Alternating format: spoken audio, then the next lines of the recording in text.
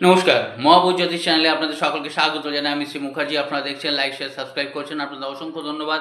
যারা এখনও করেননি তাদের কাছে অনুরোধ, সাবস্ক্রাইব করুন যাতে পরবর্তী সমস্ত ভিডিও নোটিফিকেশন আপনারা আগেই পেয়ে যান। চারটে আতর নিয়ে আসুন। কিসের? বেল, চন্দন, নাগচম্পা এবং গোলাপ।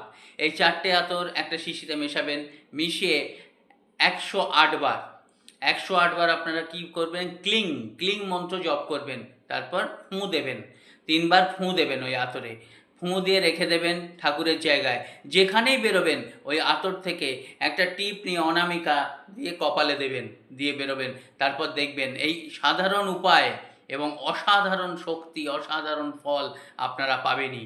আপনাদের যে কোনো কাজে সফলতা আসবেই 100%। বিশ্বাস করে, ভরসা করে করুন। যেমন আপনারা ফল পাচ্ছেন, লাইক, শেয়ার, সাবস্ক্রাইব করছেন, সেটাও করে যান। ভালো থাকবেন। নমস্কার।